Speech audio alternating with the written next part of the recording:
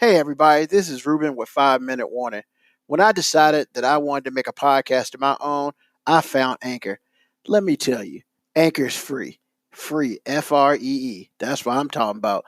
There are tools that allow you to record and edit your podcast right on your phone or your computer. You know what? Anchor sends my podcast out to me to Spotify, Apple, and Google Podcasts. So I ain't got to do it. Also, you can make money. I repeat, you can make money from your podcast. It's everything you need to make in a podcast all in one spot. Download the free Anchor app or go to anchor.fm to get started. Hey, look, that's what I did. 5 Minute Warner, almost 100 episodes in. Get Anchor. The following program is rated MAL. It contains strong language and is intended only for mature audiences.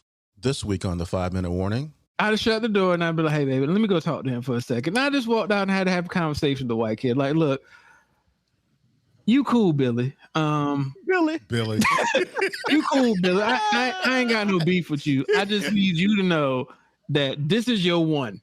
Like, this is your one slide forever.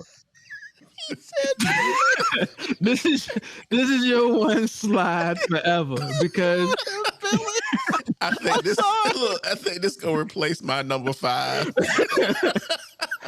I don't remember reading the kid's name. Doesn't matter. He looks like a Billy to me. Like, but ain't no picture of him, man. He called him Billy. You put a poster board up there with Cotton. Your name is Billy. Like that's just what the F it is. Oh my God, his name is Billy. He called him Billy. I'm so done right now. Actually, I thought he was gonna say Chaz. I don't know. Zach. I mean, can we go with that? No, I like Billy much better. Oh my God. But I mean, like, I'm not mad at the kid, but I do question his intellect because I'm just like, yo, did you think that was clever? Or like, you almost just called my daughter nigger on a poster board. Like, I mean, sometimes that's an example of like, hey, white boy, you're trying too hard. The 5 Minute Warning. Okay, students, this is your 5-minute warning. I repeat, 5-minute warning. Silence. This is the 5-minute warning with Ruben Brown, happening right now. Hear ye, hear ye. All that watch upon the 5-minute warning. We are at a monumental episode. As you can tell at the bottom, this is the number 100th episode of the 5-minute warning. Yes, somehow, for some reason, you have put up with this podcast / live TV show for 100 episodes. So, the joke's on you. But now, let me stop. Hey, once again, it's a 5-minute warning. And of course, it's me, Ruben Brown, of course. Right down below, we got AG. What's happening, y'all? How you doing? I mean, he's a little bit ahead of me. That's cool. And then in his lounge away from wherever, we got Mo B. Just chilling, man. Just chilling. I mean, he's chilling in his new thirst trap. Yeah, because his first thirst trap wasn't good enough. I mean, this guy's thirst trapping already. We just started the episode. Nah, man, we good now. We're good, man. Good, man. So, yeah, as everybody can see, 5-minute warning, number 100. So, before we get into the craziness that's about to ensue, AG, yes, 100 sir. episodes, man. Did you see it coming? Yes, I did. And I think I saw it coming when the day I saw it coming was when Mo B was a regular. And then when I knew it was coming was when he changed microphones and I was like, you can hear everything he had to say. I was like, oh, this is going to be good. Because he would say things and we would know what he was saying. But when I went over it, it was like it really had to work hard to try to make him intelligible. But I'm telling you, when he got that new microphone, I was like, oh, it's on now, buddy. I guess he's like, if I'm gonna talk this ish, you might as well hear what I'm saying. Truth. I think he really blossomed when I put the language warning at the beginning. Because then the leash was Moby off was at like, that point. "Oh yeah, buddy, TMA, It's like, I can say what I want to say now, buddy. I mean, it's South Park up in this joint. It really was. And then it was so funny to me because the first time he popped that cherry and the CU Pearl clutch over it, oh, that was hilarious. But it's crazy though, because like up until the last couple of weeks, I feel like Ruben has said the most F-bombs on the show. Yeah, Probably. but you'll always be a legend for it. You're Hall of Fame.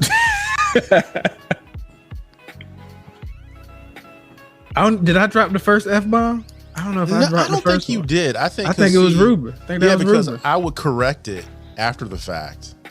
Oh yeah, But then, like I said, once I don't know what episode it was, but you were either, I think you might have been upset at something, and you were just like, F this, F that, and I was like, you know what, I got to change. This is not a family show anymore. I know that. it was a family show for a hot minute. Then Yeah, Moby but came. I think Moby was the crown jewel, to be honest with you. The show's been very good since then. I mean, I've listened to all of them multiple times since I had to, and there's something he brings to the table that neither one of us do. So I think he, especially when, and I don't think he even tries. I think the way he sees life is more than interesting. All right. Moby, same question to you, man. I mean, did you think we were getting to 100? And I ain't think you let me be up here for 10 shows, man. Pearl clutching. Look, I knew what I was getting when, I said, "Yo, man, I need you to be on the show." And he's like, "You sure about that?" I'm like, I mean, yeah, like you sure about it? Because I'm not the best at censoring myself. And I'm not even talking about language-wise. I mean opinion-wise. I'm not really good at censoring myself. If you did, there would be no need for you on the show. You have to be you. "Well, yeah." Have And I to think be. that's a cool thing, It is. That's what I'm saying. It wouldn't be the same show because I've heard, like, I would hear like when you and I do a show, Yeah. and then when Mo B was on the show on a regular basis, not the same, not even close. Yeah. It's good stuff. though. Y'all It's giving good me way stuff. too much credit, man. No, we're Like, not. I hear the shows all the time. No, we're not. This show went on what, like 40-some shows before I got here. So All I'm saying is it was different. Because I mean, come on, man. Because I was going through the My Five, so I get my list right. And when I thought I had one more to go, and then I was looking at the show notes to each show, I wouldn't have to listen to them, so I could get my jog my memory. And the math oppression came up. I was like, yo, and that's the show you and I did, right? yeah. Oh my God. I remember snot crying over that. That was crazy, man. I'm That telling was you. hilarious. Yo. Crazy. Yeah. I mean, I think I'm gonna be real. Never, when I first started it, I was happy to get 10 shows in. And then it kind of just grew. And then we did the 6-month episode. I was like, okay, this is starting to become a little bit more real than I thought it was going to be. But I think for me, it truly hit that this show has the potential to do 100 episodes is when we went live for episode 50. And when we did that, to me, that changed the whole complexity of the show. Because we were no longer just recording and just putting out podcasts. No. We were putting out live content. And, there are times where AG could fix it up and make it more apologetic than it should have been. But now when you live. And, you just learn that there are certain things you just can't take back. Is that how you're going to characterize it? Certain things you can't take back. Once it's out there, it's out there. And you can sit here and be like, I ain't say that. Bruh. All 6 people heard you say it. And it's like, not including us. So it's one of those things where, for me, the show once again evolved. And now, episode 100, and we're going to evolve a little bit more today. Because that's what we do here. We evolve. We gotta change it up, because if you're just giving the same old garbage, then it's the same old garbage. But we'll talk more about that later. So, first of all, thanks everybody for listening. It definitely, if you're out there in the Twitch world, hit us up. You can communicate with us on the chat. But let's just get into it, man. So, we got a couple episodes in, but guess what? Yes, they did it. They did it. The Wonder Years is now black, y'all. And I'm black, y'all. And it's blackity black, and it's black, y'all. And there's some people out there, partially the white community, who don't really like it. And that's on them. But, hey, I mean, we've had the opportunity to watch the first couple episodes of the Wonder Years, the new version. So my first question to you gentlemen is, at the beginning, when you heard that they were coming out with the Wonder Years again, but it was going to be in the scape of black people, what did you think about it? Let's start with AG first. I had two thoughts. I thought, based on when the Wonder Years took place, the original series took place, I knew that they had a potential to produce fire for Wonder Years with an all-black cast set with all-black perspectives on the same time frame. But my second thought is, if this sucks, we're in trouble. So it better be good, because there's some white folks out there that don't appreciate this foolishness. So if you're gonna, you know, set some stuff on fire, let it be good. Don't let it be a dumpster fire. I'm just saying, be good. And it was. I haven't watched the second episode yet, but the first episode was dope. I mean, they started out by punching you in the face by doing the just a few days before King was killed, and the aftermath of all of that from a black perspective in a black neighborhood in a really segregated town, which all towns were, but still, it was crazy. So I really enjoyed it. It was good. Moby? Man, I hated the idea that they was trying to make a black version of Wonder Years. When they first started advertising, I was like, man, this is going to be trash. Why are we trying to capitalize on the fact that all of a sudden black is cool? And then I watched the first two episodes and I was like, yeah, this is brilliant. I'm glad they did this. Like, you know what I'm saying? I ain't got no problem admitting when I was wrong. Like, you know, the family wanted to watch it, and I was like, all right, we'll watch it. And then, just like AG said, that first episode, like, doing it a couple of days before King's assassination, and then, you know, right up to it is like, yo, this is perfect. It started so many conversations in my house, because then I had to realize that, you know, my 9 and 10-year-old, they understand what racism is. They understand, like, the new age racism that people out there protesting. They don't understand the blatant ass racism that was going on back then. Like, they asking all types of questions. I'm just like, yeah, it's and for me, it's hard to fathom, you know, not understanding this, but realizing that, you know, they ain't got no reason to really know about it. So this is all brand new to them. Wow. So yeah, I thought it was. I think so far it's been really well done, and like I'm into it now. So when I first heard, I was really just like, huh? I wasn't sure, but when I saw clips of the first episode, and I'm gonna tell you what won me over, man.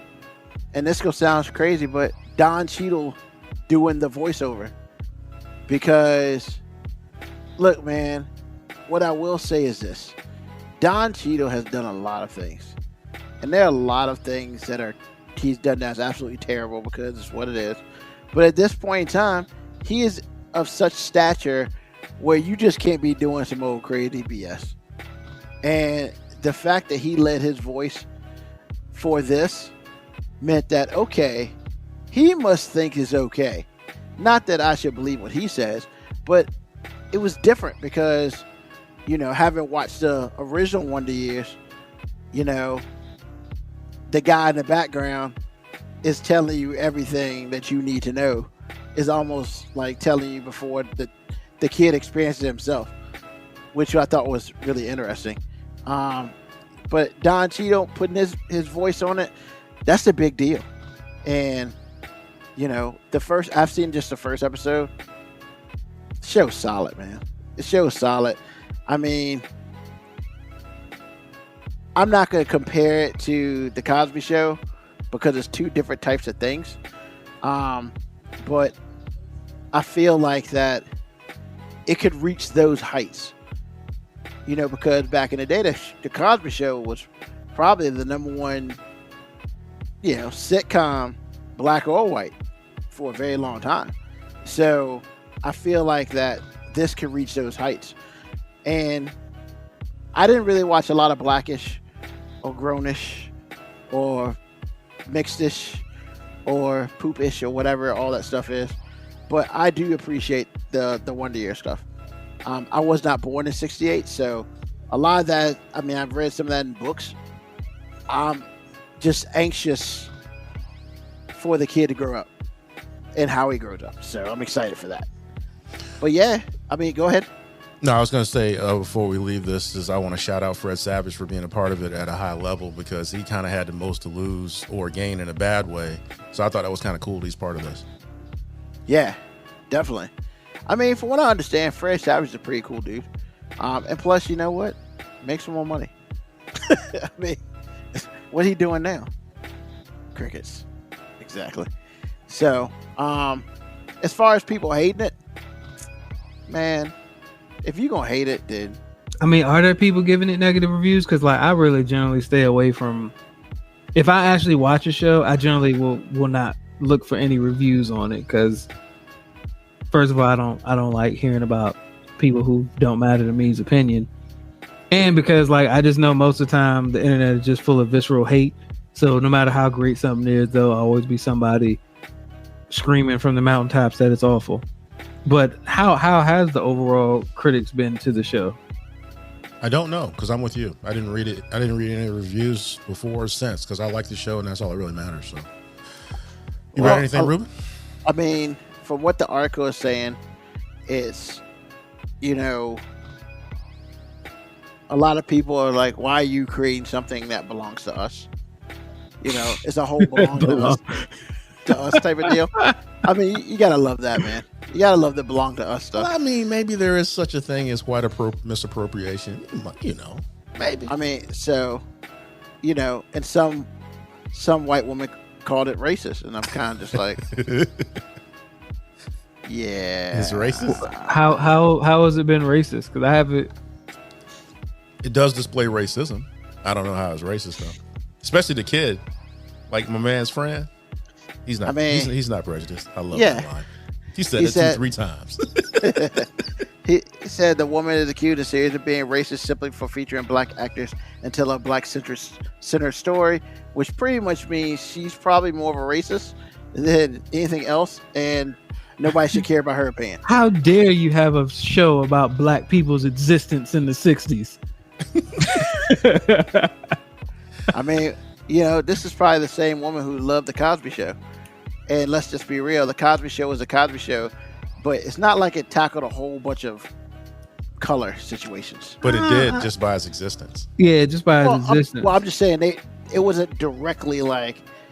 Theo didn't go and have issues at school for being black. That's true. That's all I'm saying. He had issues in school because he was Theo. You're right about that. Yeah. But they didn't really tackle all that stuff until A Different World. And then I feel like they tackled it backwards. The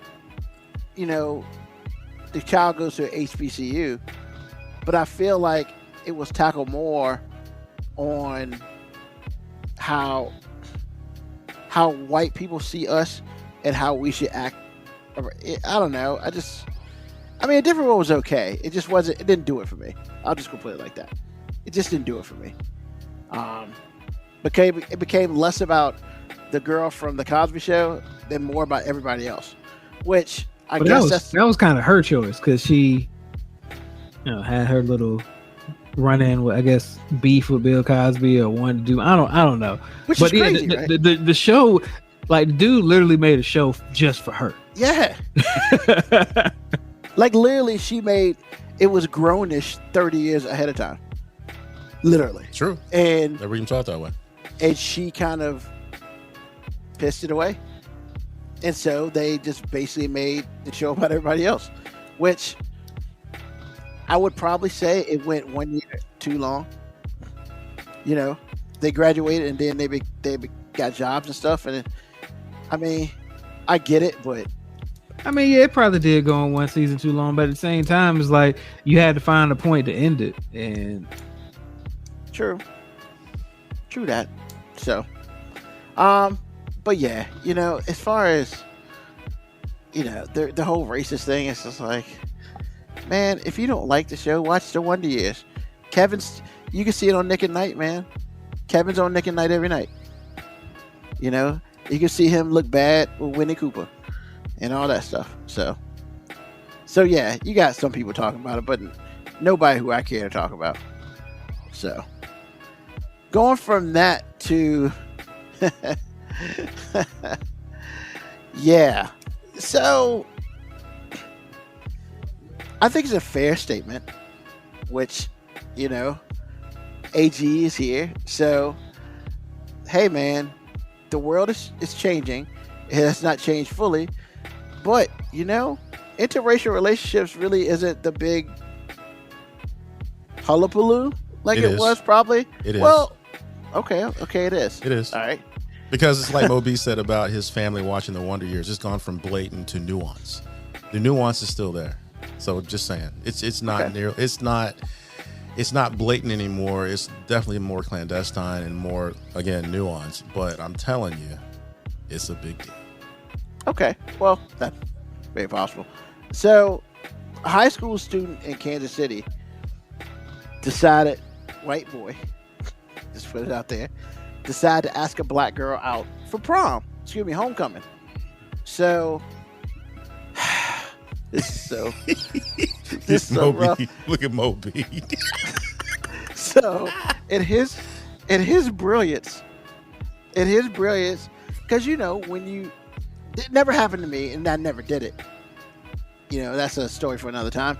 But like when you ask a girl to homecoming, I guess the thing is now you make some very sophisticated ask why. Grand gesture. Gesture. I have a whole nother opinion on that, but yeah, let's keep it moving. So he wrote a poster, and on this poster, I quote, he says, I quote, "If I was black, I would be picking cotton," and then he had cotton balls beside it. "But I'm white, so I'm picking you for HOCO or homecoming, yes or no?" So he used. Look at him. He doing a woosah right now. Look at him. So he used the age-old black people picking cotton reference to ask this black girl out to homecoming, which she did accept. Congratulations, bruh. So of course, the parents, the parent of the daughter is cool with it. She ain't got no issues. But I guess the other people are not cool with it. AKA the white people are not cool with it. So Moby, what you thinking, man? Right. There's more to this, but you're just looking like. No, I mean, like the fact that the black girl's family doesn't really have a problem with it, actually speaks to me. Not because I'm mad at them, because they probably obviously know this kid. He's probably been around before. And let's be honest, any group of black people that have like one or two white friends, you give the white people that you're really cool with leeway to slide in a few racially insensitive jokes, because it's like, I know who you are. It's funny. We can all laugh about it. But when you put the shit on the poster board and then you put cotton up there, it's like I might have. I have daughters, and if that would have been my daughter, we'd have shut the door. I'd have shut the door, and I'd be like, "Hey, baby, let me go talk to him for a second." And I just walked out and had to have a conversation with the white kid. Like, look, you cool, Billy. Billy. You cool, Billy. I ain't got no beef with you. I just need you to know that this is your one. Like, this is your one slide forever. This is your one slide forever, because I think this look. I think this gonna replace my number 5. I mean, look, I don't remember reading the kid's name. Doesn't matter. He looks like a Billy to me. Like, But ain't no No, he picture of called him, him man. Billy. Hey, he called him Billy. Yo. you put a Billy. poster board up there with Cotton, your name is Billy. Like that's just what the F it is. Oh my God, his name is Billy. He called him Billy. I'm so done right now. Actually, I can't. thought he was mean- gonna say Chaz. I don't know. Zach. I mean, can we go with that? No, I like Billy much better. Oh my God. But I mean, like, I'm not mad at the kid, but I do question his intellect because I'm just like, yo, did you think that was clever? Or like, you almost just called my daughter nigga on a poster board. Like, I mean, sometimes that's an example of like, hey, white boy, you're trying too hard. Like, we just come. First of all, I have a problem with the fact that there's all these prom invites and homecoming invites that are making the internet now. Like, because apparently we ain't celebrating women actually getting married no more. Now it's just like, hey, F it, man. If a dude just asks you to prom, let's go all out for this shit. Like I don't remember this being a big fuss when I was in school, and it ain't been that damn long. Like, it was like, hey, I'm gonna ask you in the hallway, hey, you want to go to homecoming? Cool. Like, I ain't feel like I needed to make no show. I didn't have to feel like I needed to make some racially insensitive joke on a poster board. First of all, I want to know, how did Billy come up with this? Was Billy just sitting there like, I gotta think of some cool ass shit to And say I have on an the answer for poster you on board? that. I have an answer for you. And on he that. was just like, yo, I gotta think of something. So, All right, if I was black, what would I be doing if I was black? all right, And the first thing Billy thought about was picking fucking cotton.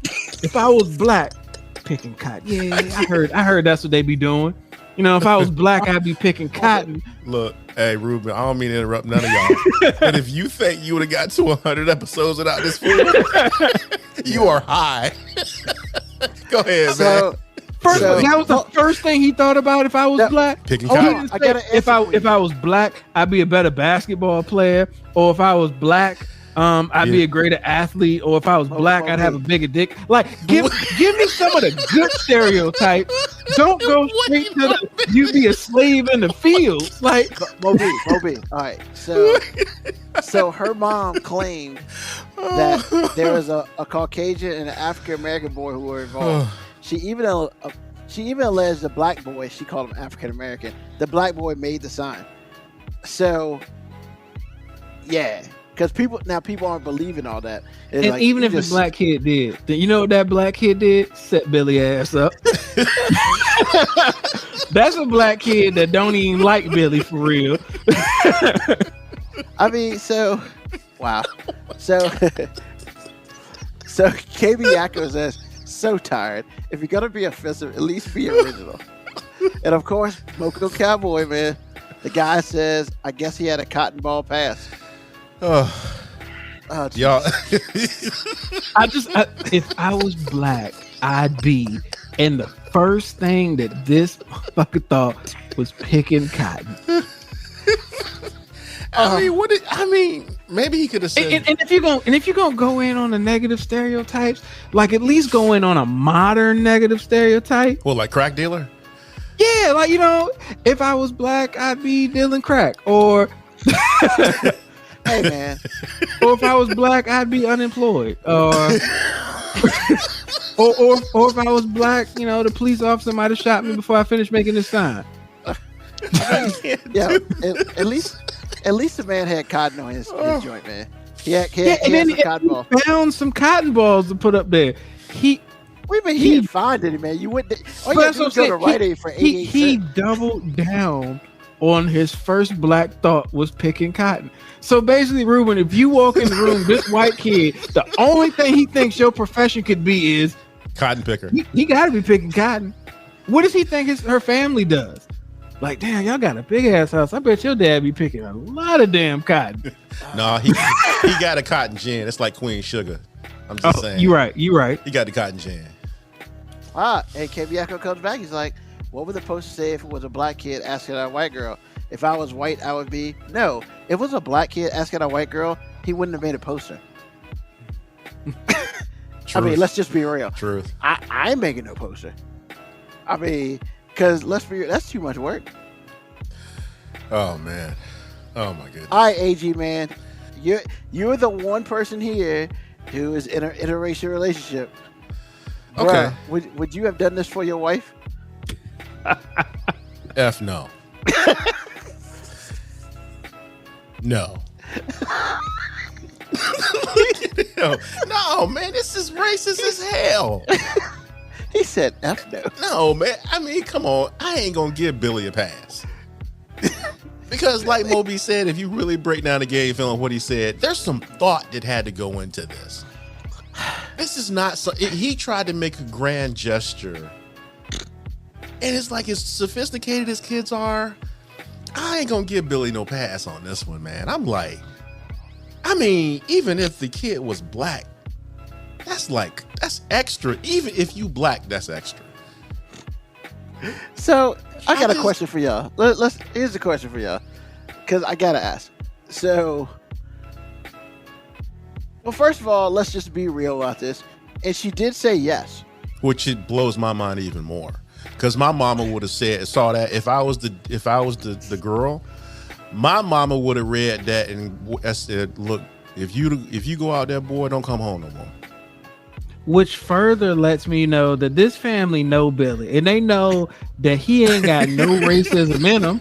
They just know he dumb as hell. They probably, you know what I'm saying? You dumb, like that's why you gotta give him a pat. Like, bro, you got to be the dumbest. No, on the street right now, man. But no. If that sign was outside my house and somebody was at, I'd shut the door. I'd be like, yo, I'm gonna let you know right now. I better not ever see you with Billy. Ever. And if I do see you with Billy, you better be moving in with him, because you ain't coming back here. Actually, I think he probably would have said William at that point.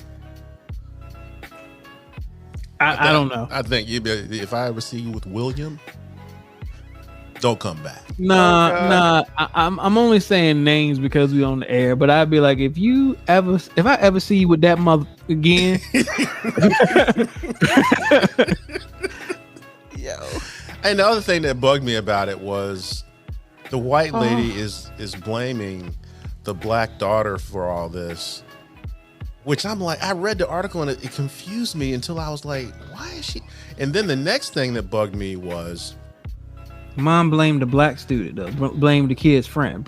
How you gonna blame Billy Boy? Like I said, that it's all the black kid's fault. But the real thing that let me know, the biggest thing that let me know where the mom stood for real, and I don't even know if she really understood that she was telling on herself when she said all lives matter. When she said all lives matter, I didn't even need to read anymore. I was like, you're a racist and you just got outed because you probably taught Billy this and he took it to the black community and it was like, he did a Kyle Larson. I'm just saying. And if there's somebody out there that thinks all lives matter isn't symbolic of being a racist, I'm gonna say no. It definitely is symbolic of being a racist. It just means you might not know you're a racist, but the rest of us do. Well, it's look, if you don't know you're a racist, it's okay. Like, but please listen when we call you a racist. Don't get defensive. Just try to figure out why the hell we calling Billy a racist. We don't know Billy, but we know when you make a sign and the first thing you think of when you say "if I was black" goes to picking cotton. Yeah. Only thing I'm saying, you got that shit in you. I think she was kind of crazy for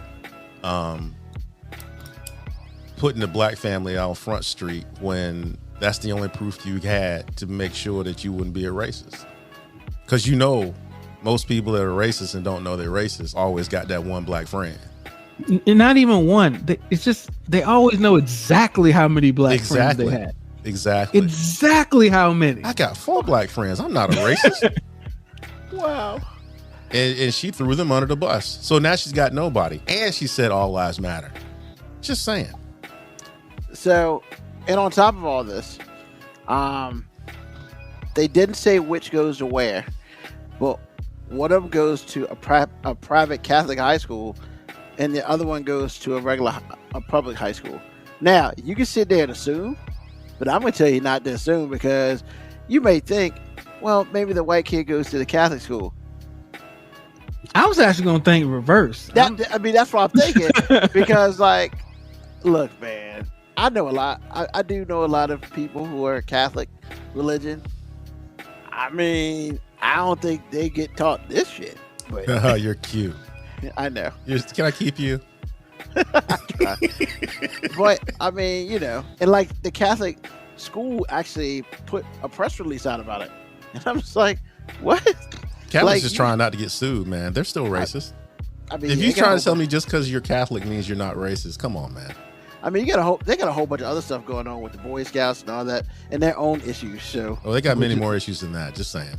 and then of course the NAACP chapter wants to investigate the incident and use it as a learning opportunity.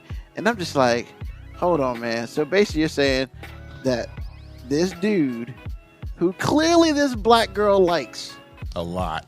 a lot, made this poster with or without help, and now the NAACP is in this shit. Like, really? That's what we need to do to get. I can almost NAACP into this? guarantee in Okay, 10 this is years, this little girl's going to regret all this.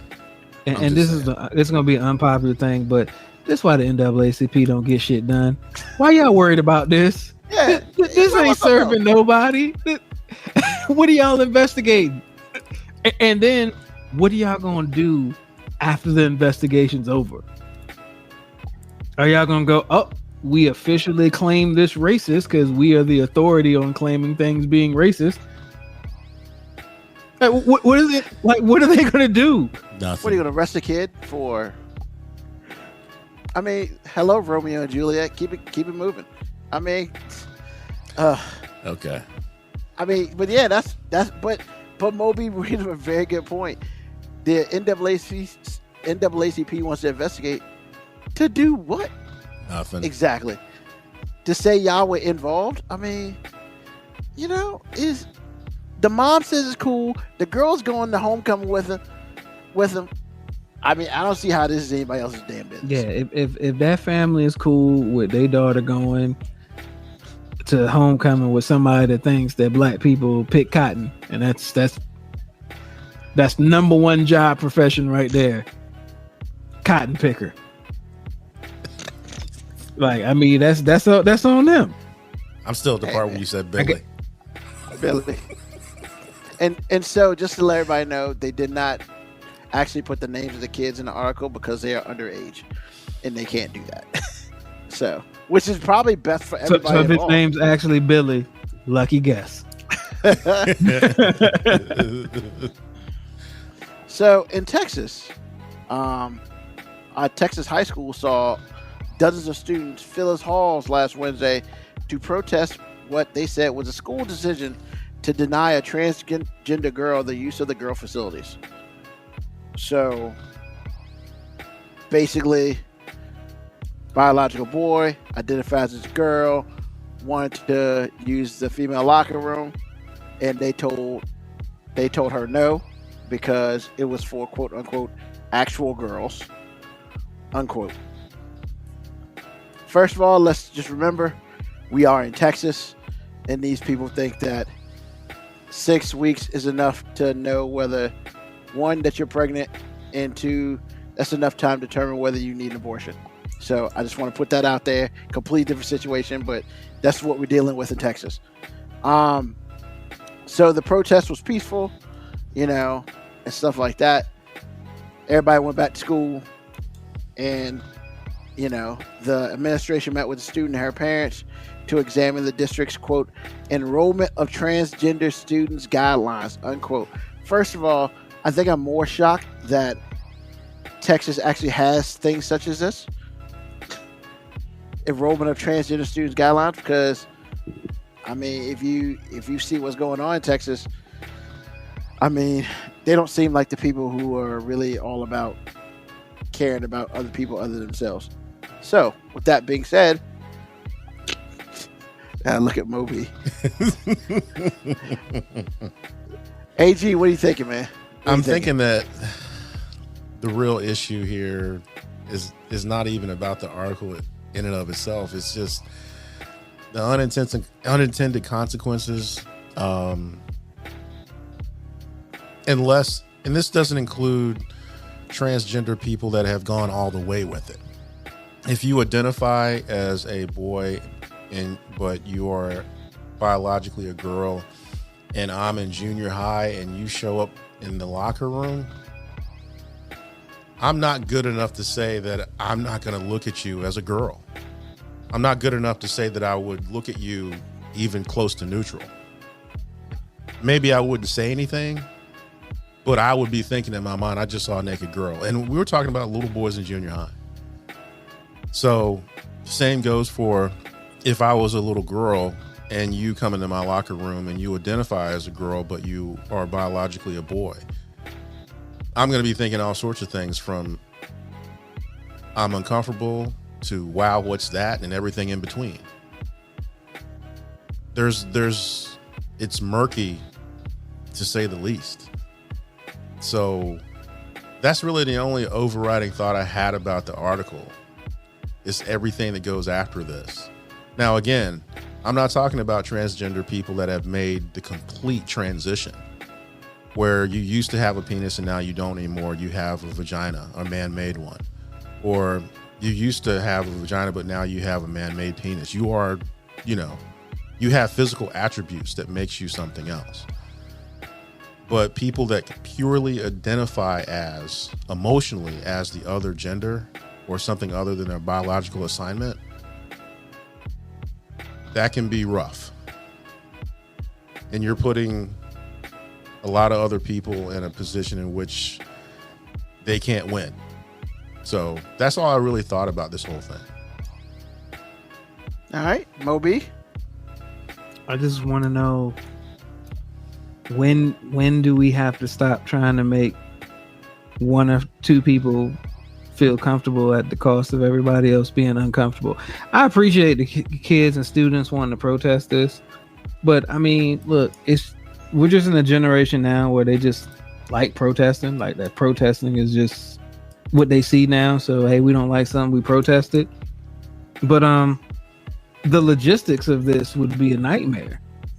I mean, I get it that, this trans person wants to go in the locker room of the sex that they feel like they identify towards.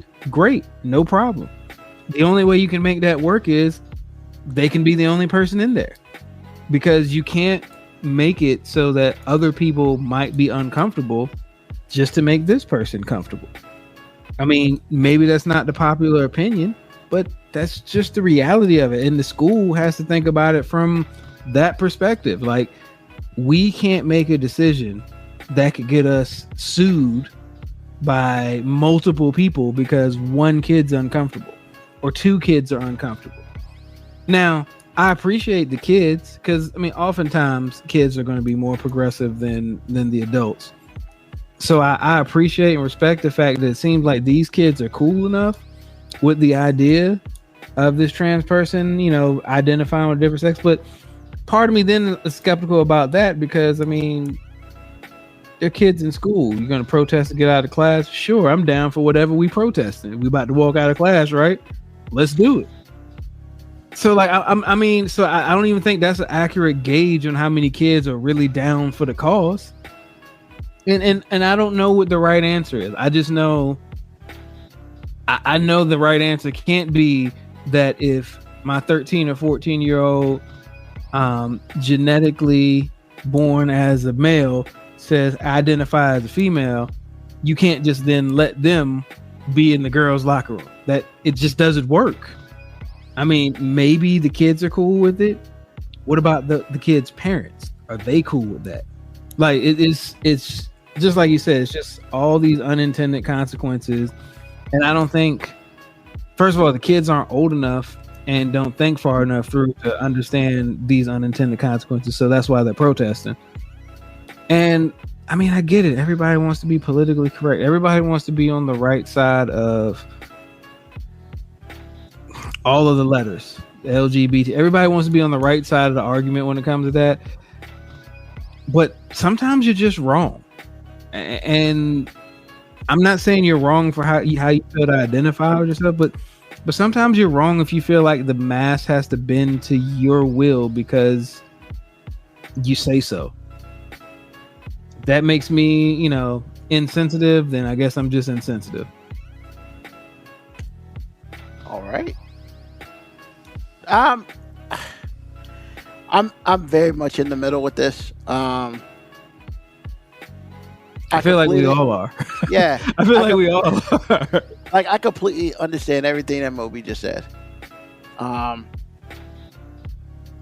And I guess when it's all said and done, at least at this point in time, we have created a world in which, it's the best way to say it, in which we do cater to everyone, supposedly. Fair or unfair. That's the way, unfortunately, our world is.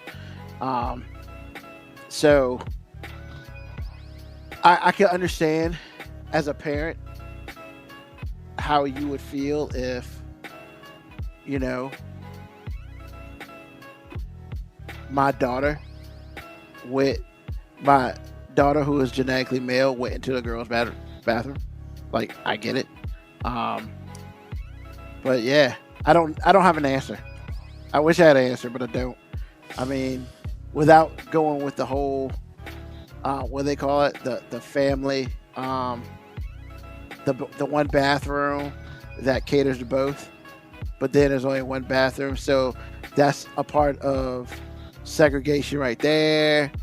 Yeah, at this point in time, I just don't think, until all bathrooms become unisex, which will never happen, when we as people are not progressive enough to get to that point. As a whole, we're just not. And as much as we would like to be, we're just not.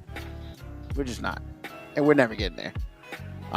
So yeah, that's kind of how I feel on it. And one more before we get into more fun stuff. So a professor got suspended in UCLA for not giving black students an easier final exam. They reinstated him, so now he's suing UCLA.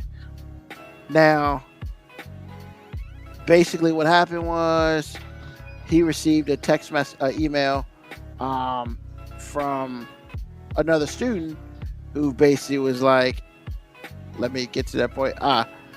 Requested a no harm final exam, meaning that it would only count if it helped the student's grade. Because the emails basically stated that, quote, we are ready to express our tremendous concern about the impact that this final exam and project will have on the mental and physical health of our black classmates. What? I mean, they asked this, I guess the email is from a non-black student asking that he grade black students with greater leniency in the wake of George Floyd's death and the civil unrest that followed. So the professor did not do so.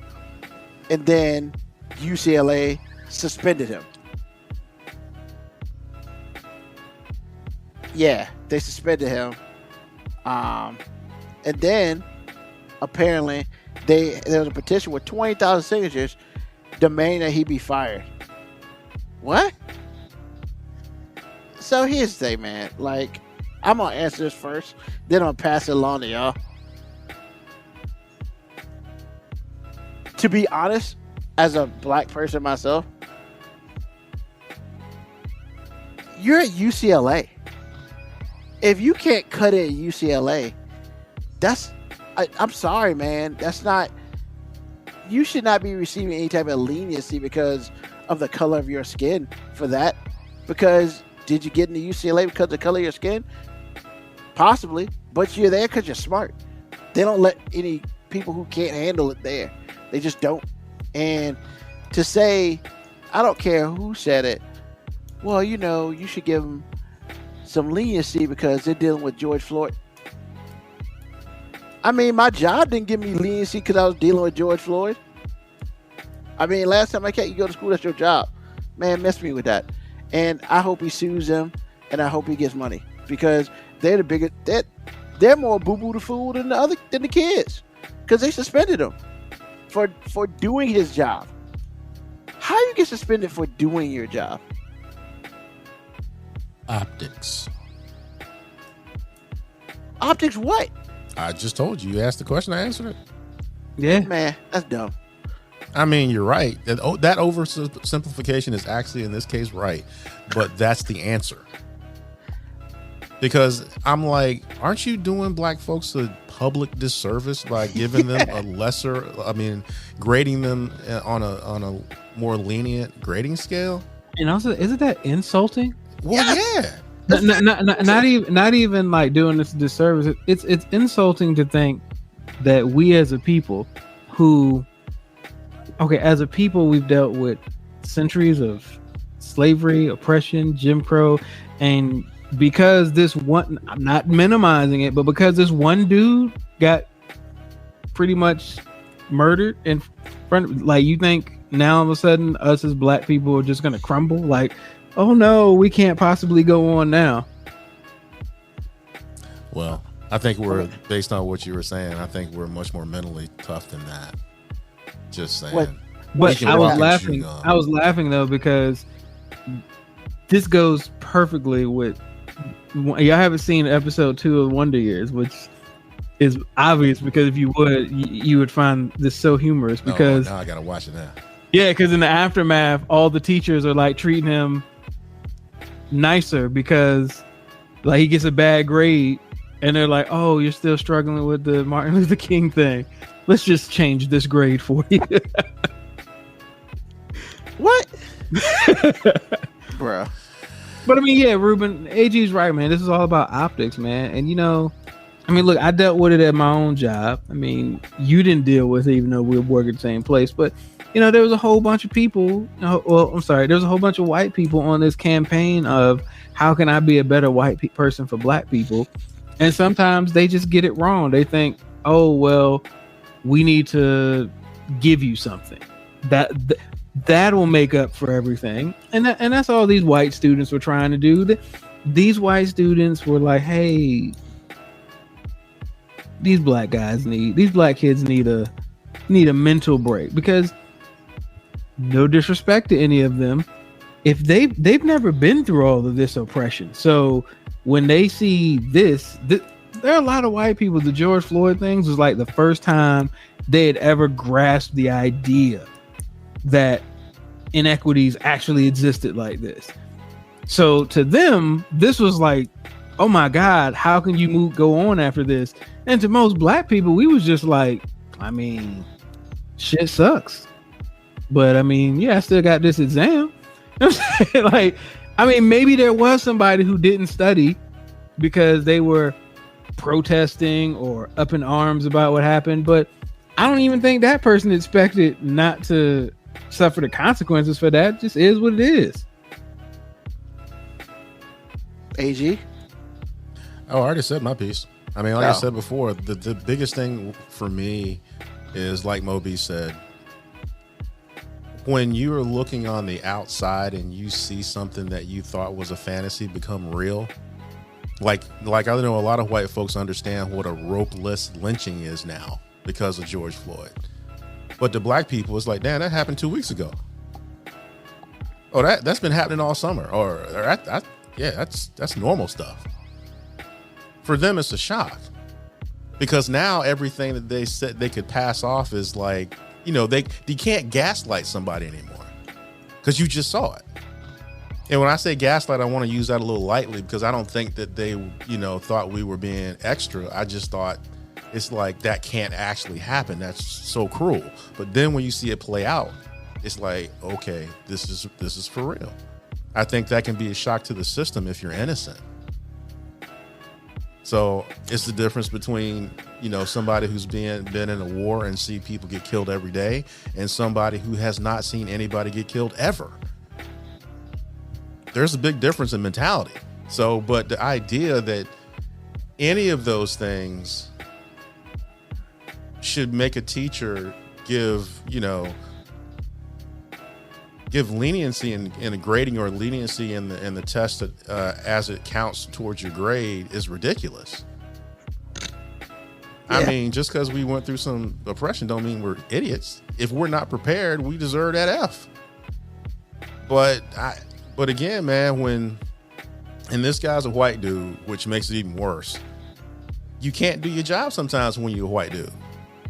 Depending on the situation, sometimes public pressure can have you doing some stuff that you know is foul. But you end up having to do it or get punished if you don't. So either way, this dude can't really win. But the bottom line is he did his job. I'm glad he has his job back. I'm glad he's suing, because essentially it was like, you ain't make it easy for black people. Black people don't need that kind of press. I'm glad he didn't.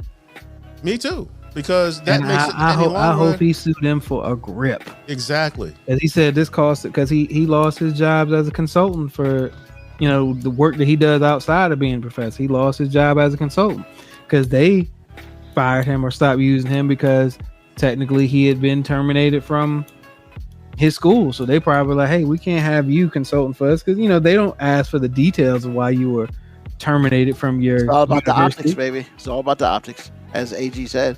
But here's something I want to bring up, which I thought was interesting, because they expressed their tremendous concern, blah blah blah. Hey, how about you give us a quote no harm final exam, aka how about you give me a no harm final exam because I'm about to fail this bitch. So like, how it could have been he used the guise of all this to try to get out of failing. But that's the thing. He said just for the black students. He wasn't like, this white person wasn't even trying to. I thought he said he just wanted for the black students to have a no harm exam. Nope. He said he requested a no harm exam, meaning that it would only count if it helps the student's grade. He did not specifically say black student, which basically means like, hey, if you don't take it, you get what you get. But if you do take it and you fail it, it doesn't hurt you. So like, that's my thing, is like, hold on, because if it was for black students, now it might have been inferred that it was for black students, but his words were, hey, just give us a no harm exam. Give us a no harm exam, not give the black kids a no harm exam, because let's be real, if you gave the black kids no harm exam, last time I checked, that would be some sort of favoritism. Which means on top of all that, you would have to throw that exam out, because it wouldn't be fair, because the white kids would be like, well, why'd you do that for them and not for us? That's why he asked for a no harm exam for anybody. Man, this dude tried to use this so he couldn't fail. I mean, I think you read it wrong. I'm reading it right now. And he said the email was asking for decline grade black students with greater leniency in the wake of Floyd's death. And right under this says, we are writing to express our tremendous concern about the impact that this final exam and project will have on the mental and physical health of our black classmates. The student wrote, the student whose name was not released then requested a no harm final exam that would only count if it helped the student's grade. Not a black student's grade. Now that may have been inferred. And then furthermore, on top of this, hey, wait a minute, exam and project? Right, so you can't do the exam, but you can finish the project. Man, get out of here with that, man. This dude was trying to get him. Smart though. I guess that's why he's at UCLA. I think he tried to get him. And now he got this dude jacked up. And once again, he's going to sue. He's probably going to win for an unspecified amount of damages, and we'll never hear about it again. And he'll probably quit, because if I'm him, if I can go somewhere else, why not? I mean, yeah, he could quit, or he could stay there and just be untouchable. I mean, that's true too. He could sue for tenure. Yes, And be $10 million. untouchable. yeah, and that's the whole thing. Like, the thing about it to me was, like, UCLA buckled under some shit that they clearly didn't vet properly. So yeah, I understand the optics, but to me the optics are now worse because basically you bucket under 20,000 signatures instead of following your rules of education. You bucket over 20,000 signatures. But you can't do that, man. I'm telling you, in the right situation, especially when you start throwing race around, they just panicked, man. That's all it was. Yeah. The school panic. Exactly. And that's all I'm saying to you is that's a lot of power in those types of signatures, especially when they're coming from white students. And especially in the climate, you know, like I said, there was a whole bunch of white people out there trying to be down for the cause or trying to prove that they were down for the cause. And the school was like, yo, we're not trying to get no negative publicity. And they made a dumbass decision And now they by got panicking. publicity. Now they got that negative. So it's like, what a damn they do, a damn they don't, I guess. So awesome. Enough about them. Because, you know, smart people be doing dumb shit sometimes. So all right. Now we are at our new segment. You. Are So this new segment is a segment that I will do because the other one was okay, but I didn't really like it as much. This fits me a little better. It is simply called F That Guy. And basically, every week, some guy's getting F'd for whatever reason. So what I can want we to do, can we reword that? Can we? no. Let's clean that up a bit. Basically, this is the exact same segment as was before, No, except now we're just specifying that he actually target individuals for his hatred and not just randomly be out there throwing hatred at the world. Well, no. I mean, This is essentially, Ruben, why you mad? F that guy. I choose to target, and I choose to target anything I want. Period. I say we let him do what he wants to do. Damn it. So what I decided to do is I decided to do my top 5 F that guys. So next week we'll start off with something brand new. It'll only be one a week, but this week I want to start off with my top 5 F that guys because these people suck. Now it was told to me that I had to use a real person. But F that. I don't care. I'm going to do what I want. So, number 5. F Christopher Robin, yo. You saying F that to a fictitious character. So what, man? F that. It's my show. Do what I want. It's my show. So, we all know the hate I have for Christopher Robin. And because... And nobody understands it. We all know it, but nobody quite understands it. What do you mean you don't understand? It's very simple. Christopher Robin had no control of the animals down there, and he was a punk. They punked him consistently, and I don't like him. And he always used to get Pooh in trouble. Pooh didn't do shit. Pooh was just chilling out with his one shirt, his onesie, and his honey, man. That's all he was doing. Hey, and here comes Chris. Did that make it any clearer for you? No. Here comes Christopher Robin. The dude loved Tips of Tigger, and that's what it is. You a grown ass man saying F a fictitious cartoon kid. Why are you questioning me? I'm not questioning you. I just wanted to put it out there. Please continue with your irrational hatred. Thank you. All right. Number 4. Yo, man, this is just a group review. I don't like you, just because obvious reasons. Yo, man, F pedophiles, dog. Really? Like, especially those who teach. Get out of here with that, man. How are you 30-some-year-old messing with some 14-year-old school kid? Really? Especially if you married and got kids? Man, go F yourself. I ain't got time for you. So F them. F pedophiles. Completely. Comments? I mean, I guess because, like... Don't we all hate pedophiles, though? I was about to say, like, your hatred was supposed to be exclusive to you. No, this is exclusive to... This is my hatred, but if y'all hate them too, it's okay. I'm not going to be mad at y'all. But if you don't hate them, that's cool too. But I'm just saying, hey man, and this is my all time, so this is number 4. Okay. So it's whatever. Understood. Number 3, yo man, F Chris Collinsworth, man. I hate his voice.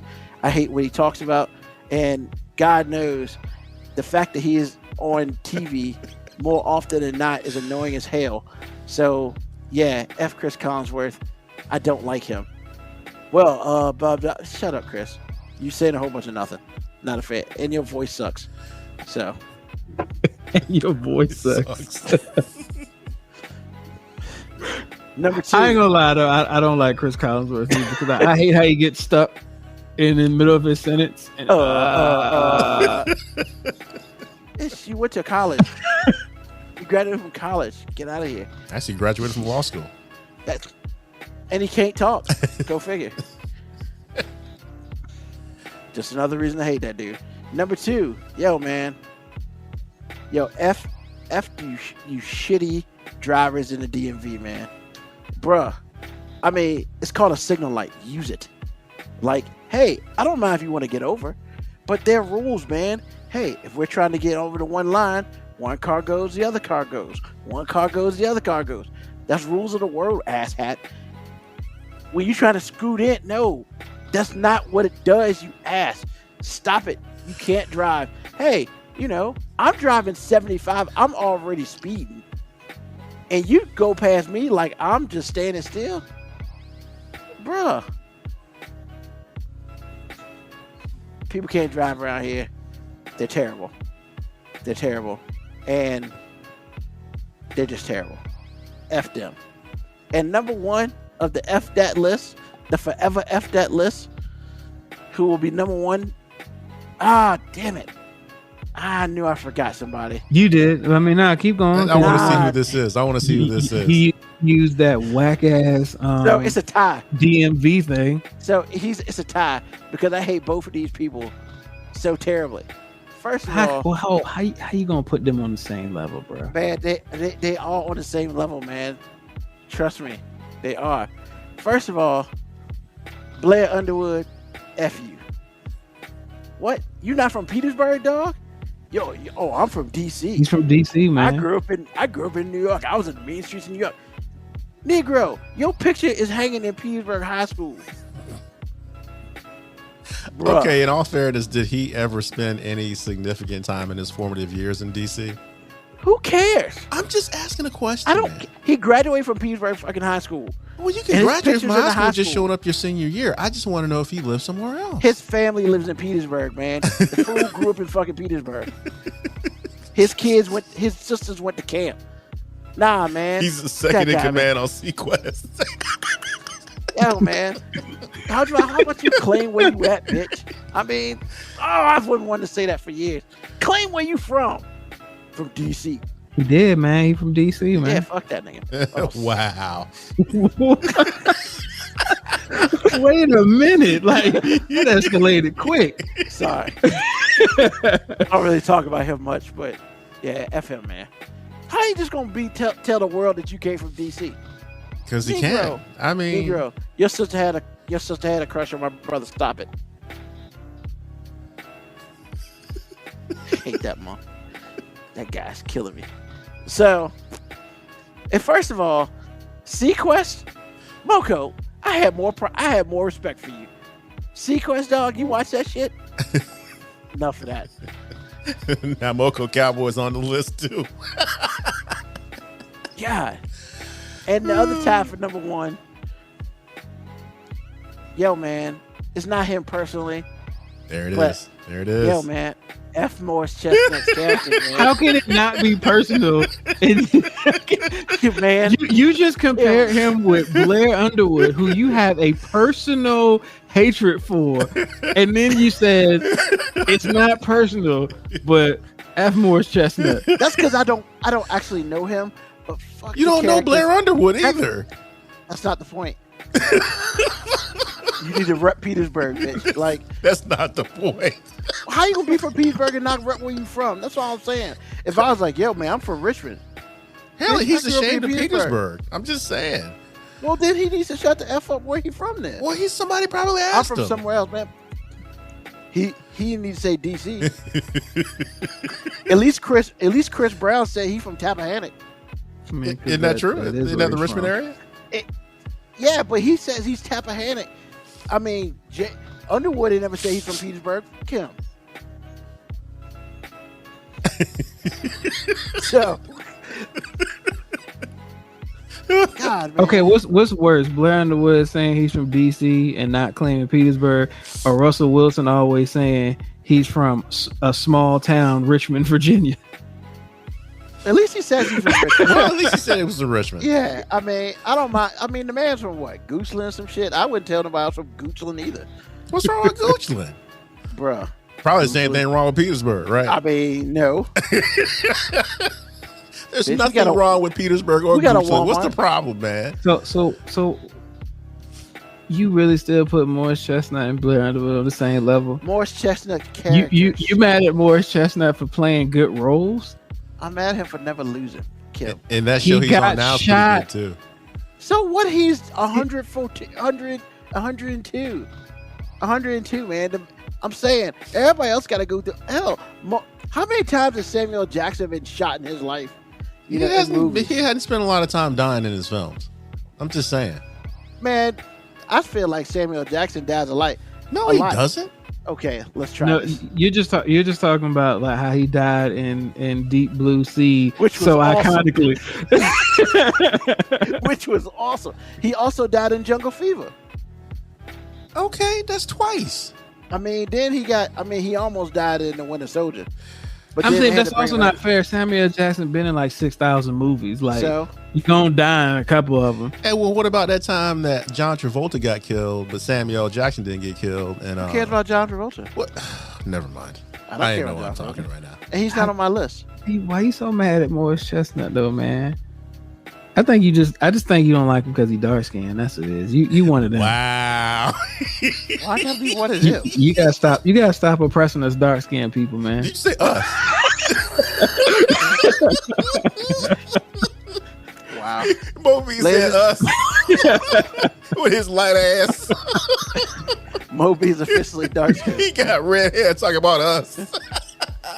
Moby's dark officially skin. dark skinned. Tiger Woods is officially black. I'll be on this For shizzle. podcast blind. He didn't So get a that's- passport. He didn't get a passport to black people. Don't worry about that. That is mean- so funny. Oh my god. I mean, when Chico's passport says color, it says brown. I mean, what are you gonna do? yeah, okay. He's So- us. That was Mixed. hilarious, man. Oh my god, So- y'all killing me tonight. Ah, man, it's okay.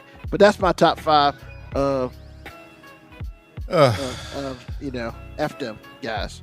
And every week I will have a new F them guy.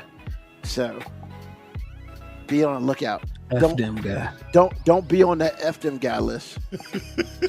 I mean, but you can be on that F that guy list for not doing anything wrong, just existing or winning. Because all Morris Or Chestnut succeeding. is doing is his job, and you still won't acknowledge Ricky. Not really. I mean, he died once, He man. got shot in the back, and it came out the front, dude. Come on, Not man. even that, he died in that, and then in the movie, his wife died on Christmas Day. Yeah, And then what he do the next day? he delivered a baby. I know. Oh man, Wait, how is that fair in exchange? when one life goes, another one comes up. But how is that fair exchange? I mean, So so he's winning now because he delivered a baby the day after his wife died. hey man, But see, this is the hate we So wanted. you from would feel though. like a winner if like your wife died and you delivered why somebody's are we baby the talking next about day. me? Why are we talking about me? All the thing I'm saying, Moby, this is the hate we wanted from him, so I'm not going to complain about it. I mean, F 3 that out of 5 ain't bad. F that guy. I think Morris needs to be on the show. That'd be awesome. And you know what? I believe if Morris Chestnut called in on the show, I think Ruben would not say anything. If Morris Chestnut called on the show, I would probably pass out. Exactly. You wouldn't have anything to say. All that little hate you have would go away. Nah, I'd probably be like, "Yo, man, can you take a real role and die? No, you wouldn't. Stop out here faking it for all these Dude, you women." couldn't even respond to my wife, man. You would not respond to no Morris Chestnut if he was on the show. What do you mean? What do you, man? On the best Look, of, man. the first Yeah, best of we had. I think you would nut up if Morris Chestnut was like, "Hey, dog, I was Ricky. I got shot, man. What you talking about?" Man, but Ricky was dumb. He won't go make it no way. So whatever. What? He had a scholarship. He had a scholarship, man. He had was an the one- athletic scholarship. He was the one that was gonna make it out. Really? He had he an did. athletic scholarship. Now we're gonna play that. He did have an athletic scholarship. No, but It you was said not it like you said it like it was a half a scholarship. Don't even worry about mean, that. come Oh, on, so man. since he didn't have academic I scholarship, mean, now he don't, I'm about to say, like, dang, like, you know, some Bruh. of us play sports in college. Hold That on, don't hold on mean for you a- dumb.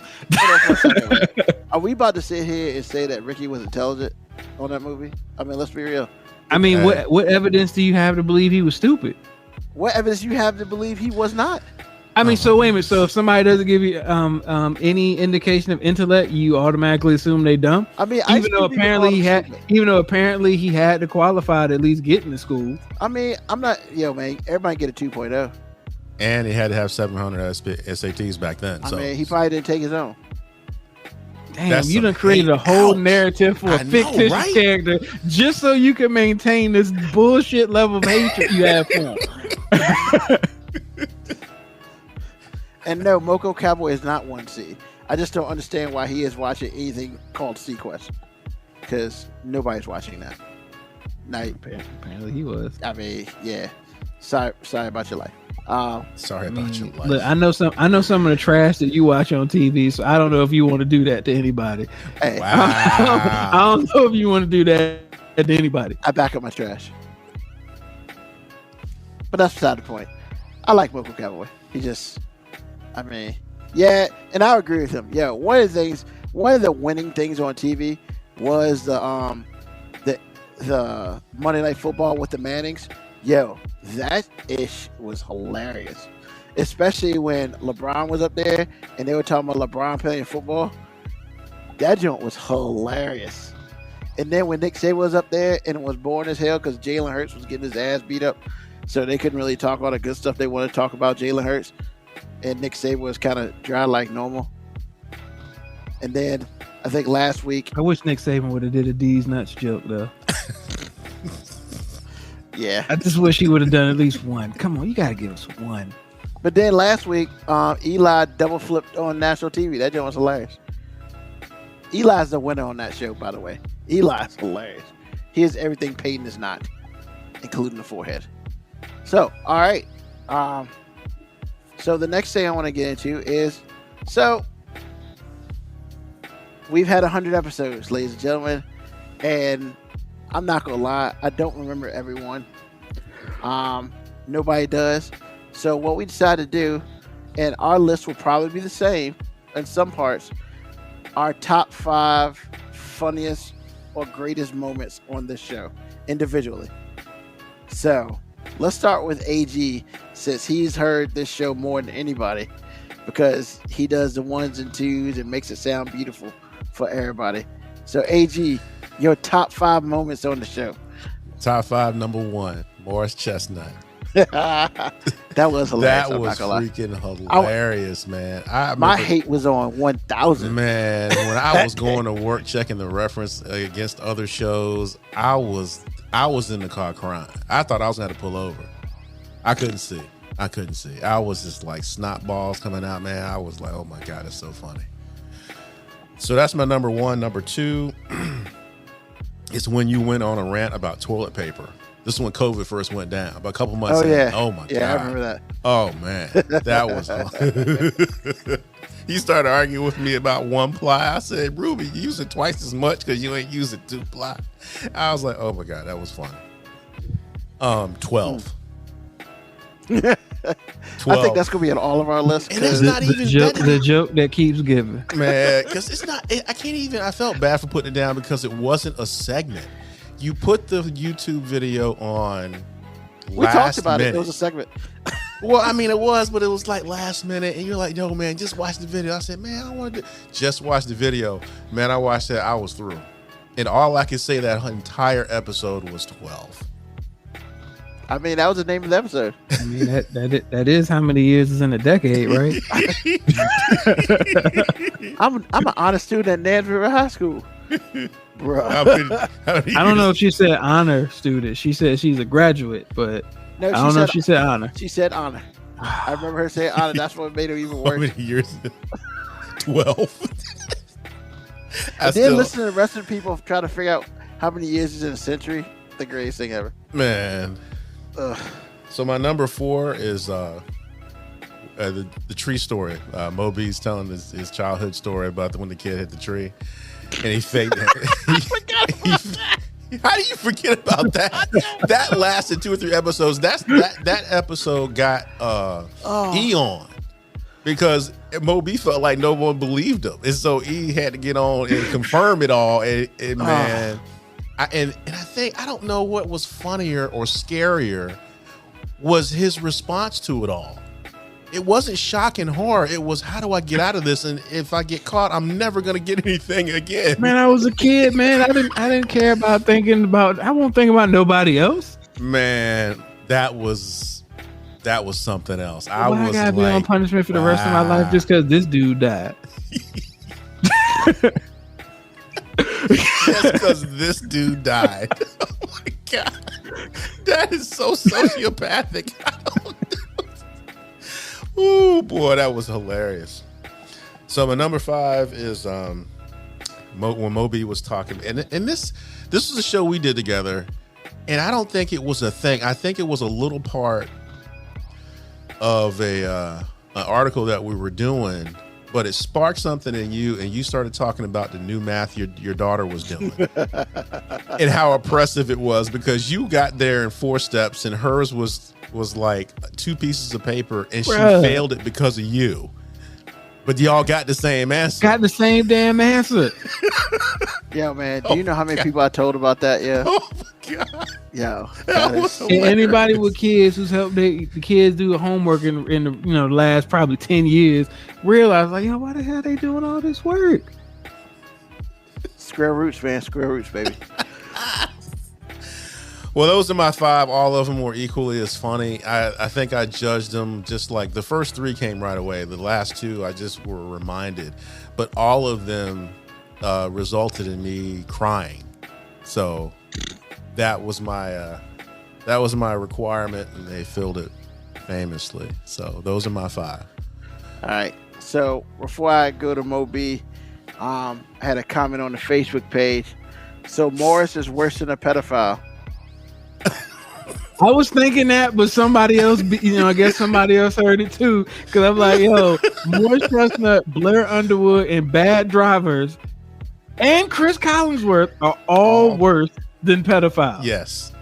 I mean, The fact that you don't even say no more. Let's move on. The fact that you said "I mean" after that statement It tells it all.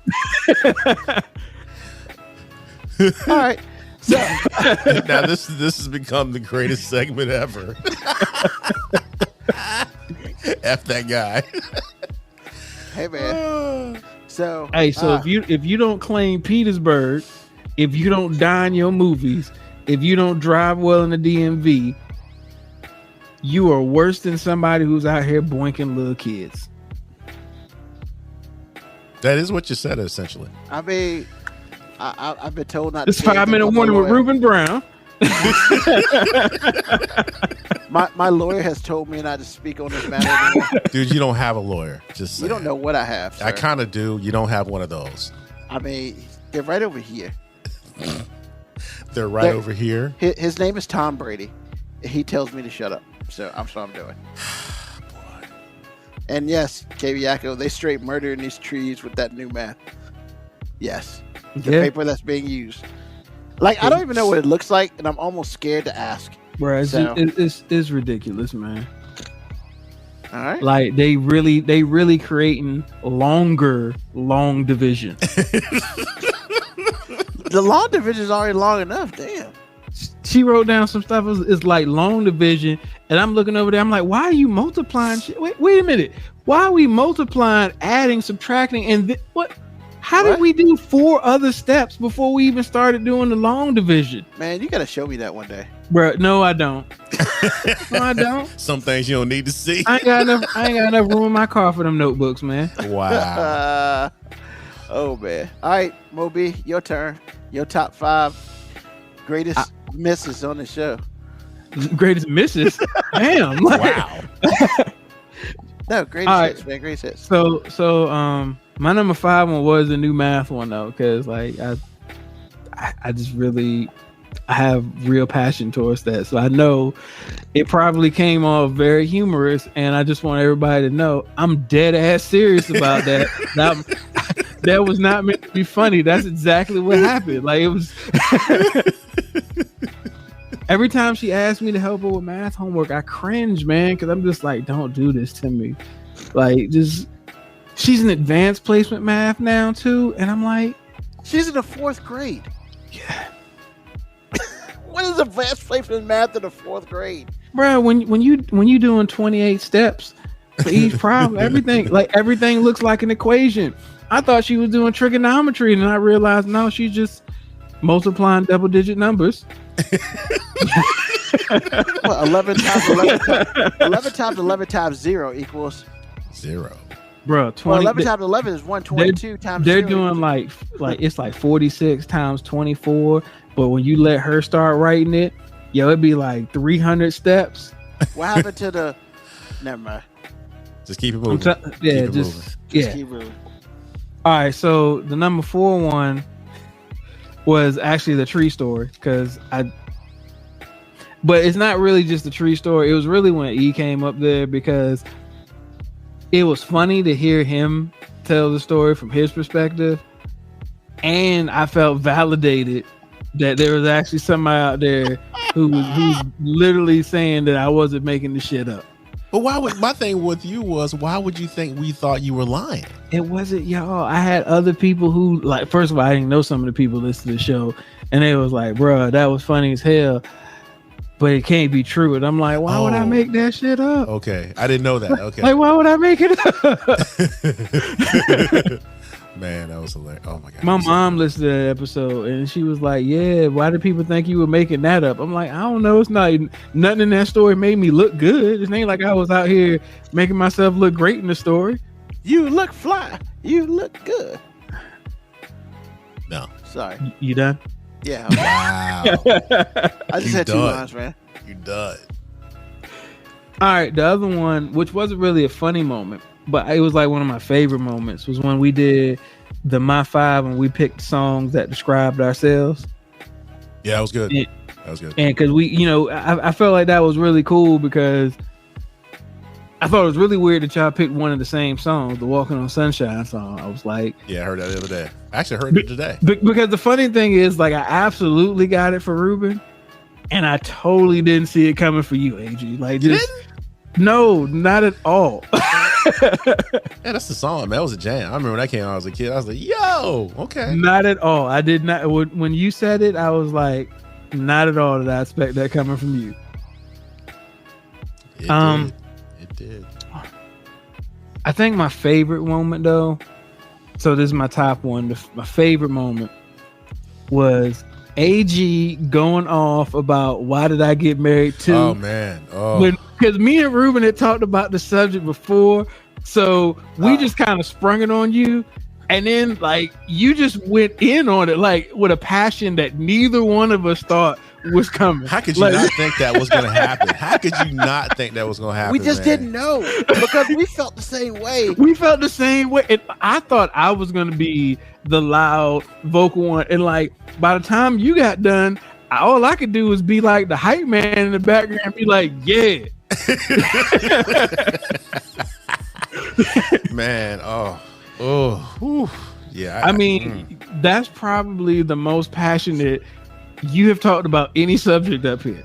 I believe that. Like you've talked about the BS Republicans, and you've called people punk ass bitches before, but never had you talked with so much passion when you talked about why did I get married to? Like it was like we opened up like some cheat code to you.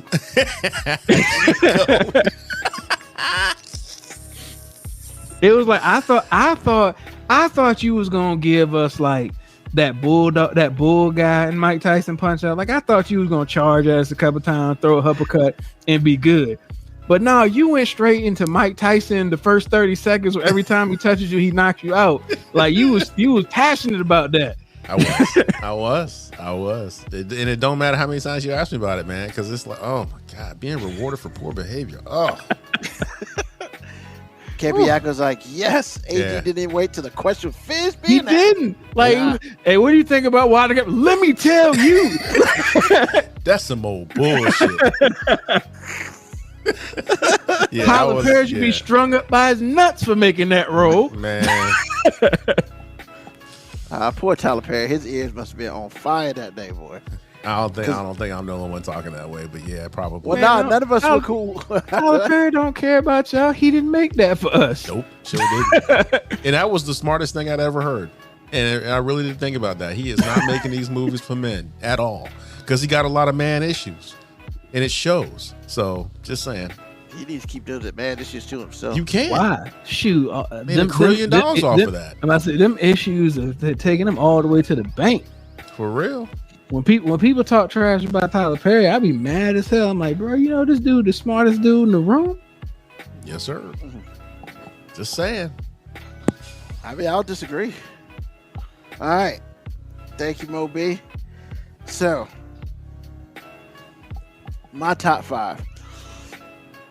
Of course, was that the 12 joint. That was number 5 for me because that joint was hilarious.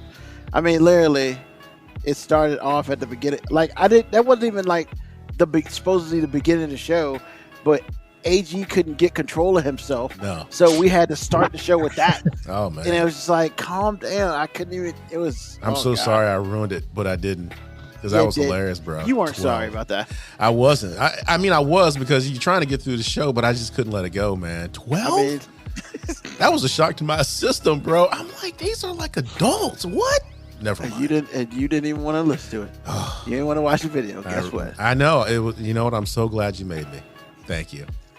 You're welcome. Number 4. Yo, man, we go off on tangents way too much, but bruh, the Ooze and Noodles tangent movie. We're supposed to be talking about dudes getting a shot for Ooze and Noodles, and you just took this into the whole new.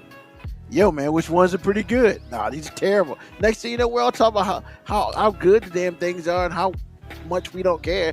I And- said what I said.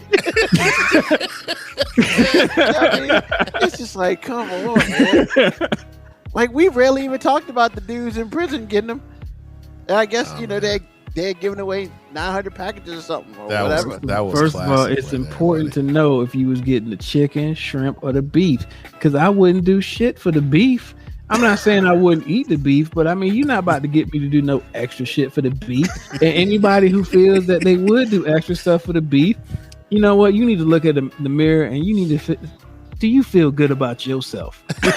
You know what I'm saying? You feel good about yourself that you would sell yourself anything for the beef flavored ramen noodles. Matter of fact, the fact that you eat, if you volunteer to eat the beef flavored ramen noodles and you just ain't starving and ain't shit else in the house, I Look at question his you. side eye.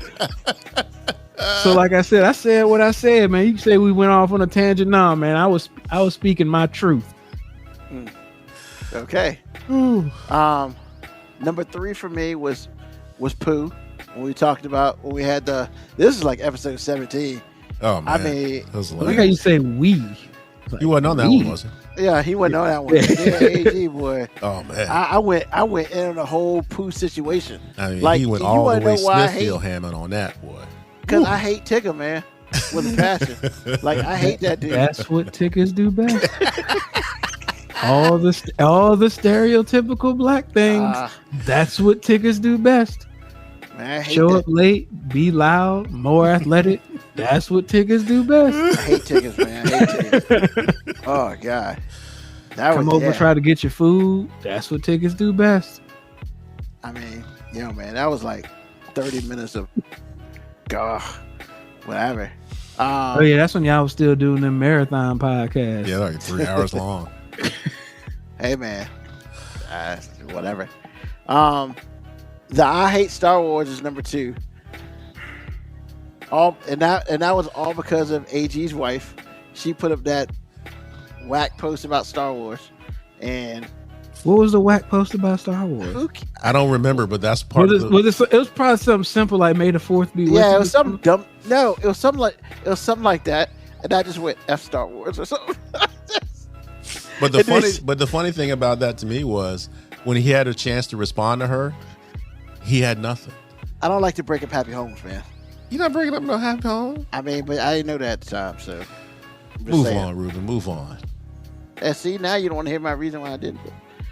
But and of course, I mean, when I had to bare my soul about how much I disdain Morris Chestnut and the characters that he picked and how he never loses.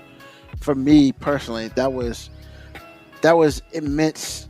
Like I could have paid somebody to tell that story, but I told it on my podcast, and it made me feel so much better afterwards. Just saying. Y'all laugh, but I feel so much better now that I got that off my chest. Was it Y'all therapeutic joked for me you? for it. It was very therapeutic. Cathartic, man. even. Yep. Okay. I hate that dude. All right. Hate that dude. So, but the problem is, like, there's so many other, like Moby's story. I mean, that easily could have made it up here. You know, it's so many funny things that have happened on this show. And so what I did is episode 24.1 and the two best ofs, I put that on the front page of our webpage. So if you want to go back and listen to a lot of the funny stuff, go to www.5minutewarning.com, and if you scroll down a little bit, you'll see those shows where you can listen and you can laugh and you can understand what the craziness we're talking about. And hey, man, 100 episodes down. It's time to keep moving. So when it's all said and done, AG, what else is on your mind, bro? Well, what else is on my mind is this show. And I just want to thank you personally, Moby personally, for having me on the show, because the show has definitely changed me from an audio standpoint, much better than I was when I started. I think you posing questions and I think Moby's perspective on things has probably helped me go deeper into social ills from a Black perspective, social ills for social ill's sake, because you just think differently and you make people think when you say stuff. So from that perspective alone, I appreciate being on this show, and I appreciate you wanting me on the show. Just in general, I thought it was very kind of you. So I'm glad to be 100 episodes in. I wasn't obviously I wasn't on each one, but I do appreciate you allowing me to be here. So thank you, sir. And I Sirs. appreciate you being here. And, you know, I appreciate your wife for being on the one episode that she's ever been on. Hopefully we can make that too one day. Yeah, no. I know. I gotta ask. I man. know. I gotta ask. And she appreciates it, but no. All right. I mean, my mom's still trying to get back on. Oh, I would love to have your mama on. Oh, give her a microphone. Oh, man. I don't know if you want that Because movie. she thinks she gonna be back on TV, y'all. Yeah, she thinks she's gonna be on TV in the YouTubes, plural. Yeah. I'm mad she just rolled up in your spot. Was like, what's going on here? Trying to get her hair straight. That was funny, man. All right, Moby, what's on your mind, bro? Look, man. AG sent out something to us. With Bugs Bunny basically chopping off Florida from the U.S. I mean, I guess me and Bugs agree. U.S. stops at Georgia. But what's on my mind is, man, I've been trying to get myself up to date on international affairs. So there's actually a website called Florida Daily, and they just have all the crazy stuff that goes on in the U.S. territory of Florida. And I mean, man, you can't make this shit up, man. Nah. There's a Florida woman stabbed her sister with an EpiPen because she said she was allergic to drunks. That shit really happened.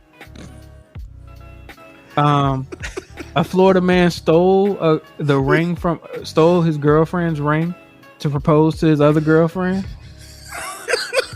Shit happened in Florida, man. Thank you, Ruben. Shit happened in Florida, man. Oh You can't yo, man. So look, man, I just need y'all to stay up to date on international affairs, man. And do we really need to stay up to date on that? No, you need to stay up there because I don't want people to think I just be up here hating on Florida just for no reason. I ain't hating on Florida. I just do you really want Florida to be part of your country? I mean, besides Disney World and South Beach, and T-Pain. I mean, And T-Pain. but No we plies, man. We can't have plies. we can import our music. You know what I'm saying? We got a whole bunch of musicians from Canada. We don't claim they from us here. You know, I'm cool. Let's just keep Florida as an import territory. We import what we need. We ignore the shit that, which is like 80% of it. Let's just ignore that shit, man. U.S. stops to Georgia, man, forever. Oh God. Forever. Hey. For life. For life, man. Hey, man, Bugs Bunny let you know he took a saw. Took a saw. Yo, Cut it right that off. man, that cartoon character had vision, man. God. I saw that and I had to put it on. Oh, man. Bruh, stabbed her sister with the EpiPen. I'm allergic to because she's drunks. allergic to drunks. That's Bro, the reason. You know how bold you gotta be to steal your girlfriend's ring and propose to your other girlfriend with it? There's nothing I can say on that. It's something that it only happens in Florida. Even though Texas is catching up. I don't think Florida- Texas has a chance. I mean, Texas wants to be its own territory anyway, so it's kind of unfair to exclude Texas because they want to be excluded anyway. Florida actually proactively wants to be a part of the U.S. and we should have no parts of it. should have no parts of it. So you're saying passport only, huh? Passport only, man. That's right. I mean, make it a U.S. territory, man. It's cool. So wait a minute. If we make that U.S. territory, can we now promote Puerto Rico, please? Man, I told you all a couple episodes ago, man. Let's just do a trade. Who we trade with? Just trade Florida. We're going to promote Puerto Rico to state status, and we'll put Florida back on the practice squad. on practice squad. we'll sign Puerto Rico. Because we still want to have 50. We still want to have 50 states on the roster. So Or we got to remake the flag. just No, we don't. demote Florida. No, we don't. It's 1 for 1. Still 50. No, I'm saying if we don't promote Puerto Rico, We only are have going to promote 49. Puerto Rico. Makes more Yeah. That's sense. what I'm saying. We just pick up Puerto Rico. Oh, sorry, just force. That's what happens, man. You say Puerto Rico, that's what happens. Awesome. U.S. stops at Georgia. Gotta get that on the shirt, It really did. You All right. trademarked that yet? You need to get on it, man. man. I could tell you, but it's not worth it right now. So I mean, I guess for me, man, as far as what's on my mind, 100 episodes, and in 3 weeks it'll be 2 years. I mean, we've put out a lot of content, and the majority of it is awesome. I feel like some statements need to be made. Like, one, we're not all bad people.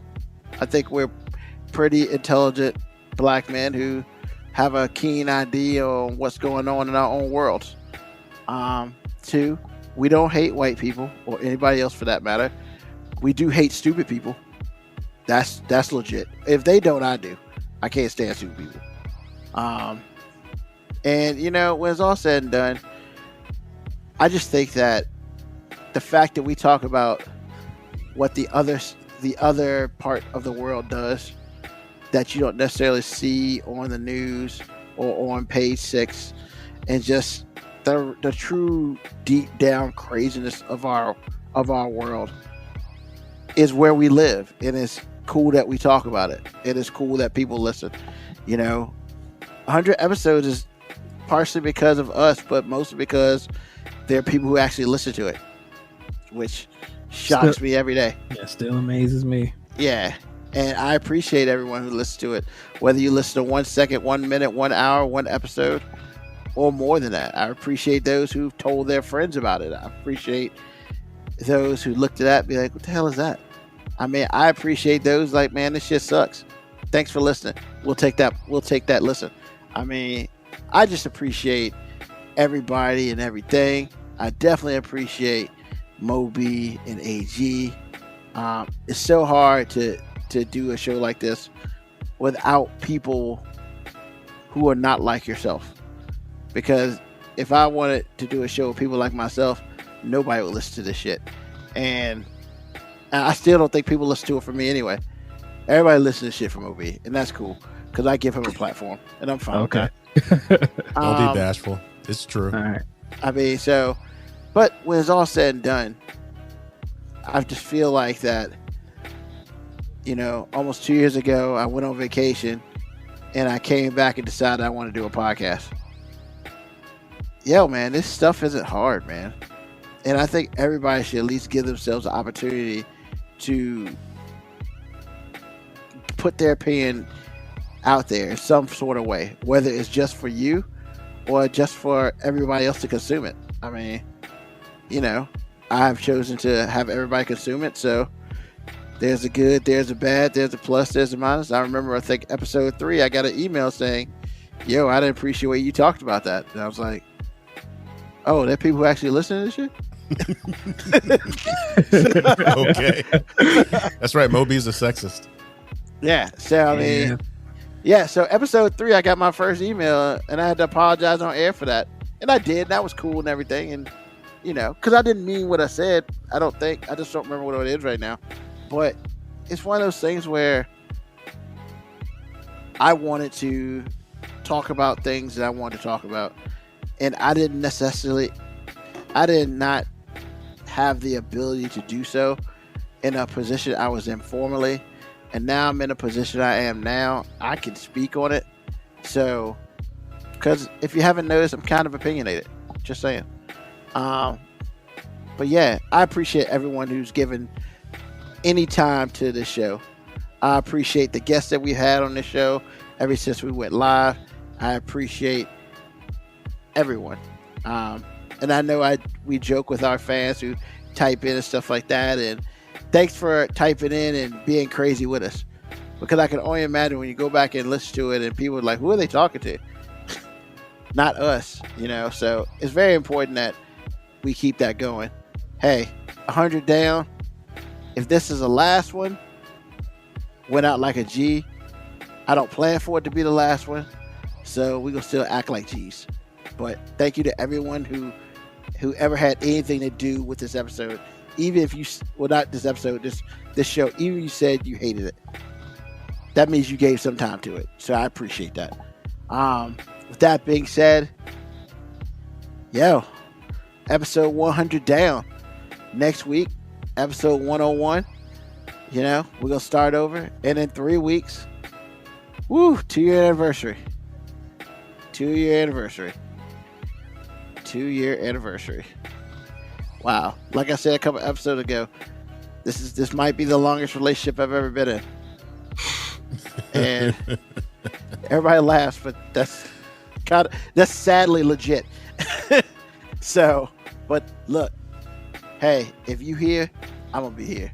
And hopefully AG and Mo be here too. So once again, appreciate everybody for listening.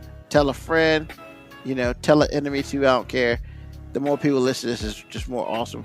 Thank you again for listening. Thank you for participating. Hey, go Washington. Go Yankees. And I think this is the right time for us to be out.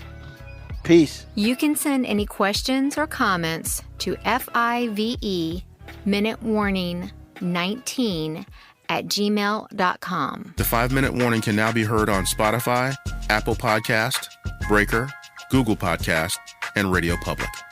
Share, like, subscribe.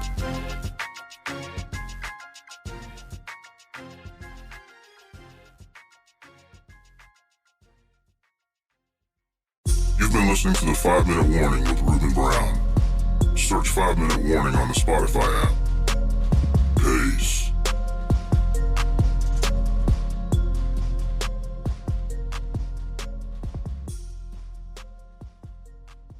Stay safe out there.